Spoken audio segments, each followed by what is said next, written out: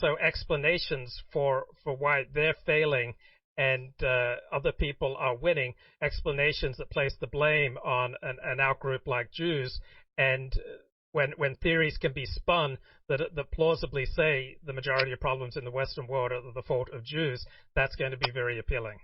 I think there's truth in this, that you're sort of dealing with highly neurotic or even megalomaniacal types on the alt-right. But I think there are also a number of people who write, on alt-right websites who make a lot of sense and are not necessarily caught up in an anti-Jewish conspiracy or a Jewish conspiracy, which they claim to be opposing. I don't know, where would you put someone like John Derbyshire? Because he is associated with the alt-right. He admits to being, he does not shun that association. The problem with the less neurotic or psychotic types associated with the alt-right is that they're looking for a quick fix. They're not able to raise the funding, which the neoconservatives were able to raise when they took over the conservative movement. They were able to find people who can get them a television station. They could run the Wall Street Journal. They can take over National Review. And they've been enormous. They get billions of dollars, as opposed to the, small sums of money that trickle in for the alt-right. And what the alt-right is hoping to do is to change the balance of power by making a lot of noise and by sounding outrageous. I mean, this seems to be their, and on the left it works. We have somebody who wrote for our anthology, Richard Marcy, who is a political psychologist who wrote an essay for us on the situationnistes in France, who were left-wing hellraisers, sort of like, Richard Spencer types. But they made a lot of noise and they did well and they were able to influence the politics in France. Of course, they had, a receptive media.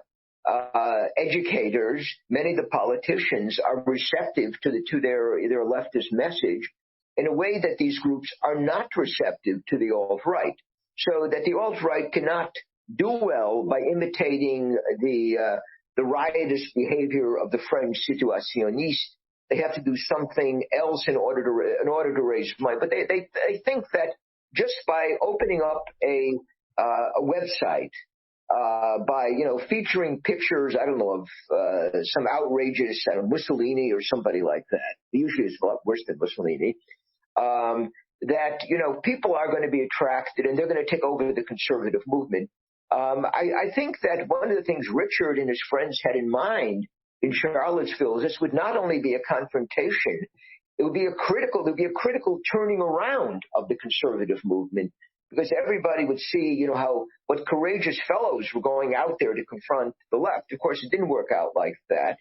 And the Republican Party and the neoconservatives all came down on Trump because he noticed that people on the other side were also committing acts of violence. You're only supposed to notice one side, which were the Richard Spencer people, and presumably the neo-Confederates who foolishly, march together with them. But it seems to me the problem here is that you cannot achieve a breakthrough on any dissident, independent right, which positions itself to the right of conservatism incorporated, because you just don't have the funding. I speak as somebody who's been trying to do this for 30 years or 40 years, has been very unsuccessful. So what the alt-right people do is say, if we make enough noise, if we're insulting enough, if we go after these Jews who are funding the neoconservatives, then people will start to applaud us and they'll follow us. And we can just do this with the internet. We do not need funders, the kind the neocon. We don't need a television channel like Fox News. We don't need a Wall Street Journal or National Review. We can achieve the same result, the same breakthrough, simply by making a lot of noise, possibly by being arrested. People see us, we're being dragged off to jail. Remember, the civil rights movement did this. They went, very far using these. Of course, the media were very pro-civil rights at the time, but they think they can do the same thing. Also, Richard Spencer seems to labor under the illusion that most young white Americans agree with it. When in fact the problem is that most of these young white Americans are crazy leftists who are inciting blacks against other whites. He doesn't seem to want to notice this. I mean, this is the problem. The problem is primarily crazy white people. You know, the blacks are almost incidental to this. And even if the Jews weren't around, you have, plenty of crazy liberal Christians, white Christians out there. But Richard seemed to believe, and he told me this, that, if you go out there and you act decisively, they're all going to join you. And I said, this is the illusion of the Spartacist and Rosa Luxemburg. Unlike the brilliant strategist Lenin, who understood that you had to work through a vanguard of the proletariat, Luxemburg and Liebknecht and some of these other German Spartacists thought if you go out in the street and make a lot of noise, the workers are going to join you. They didn't. And they got rid of them, and then of course, what did Richard get for his effort? He got hit in the head by some counter demonstrator. He got dragged off to jail in various places without being able to score this breakthrough.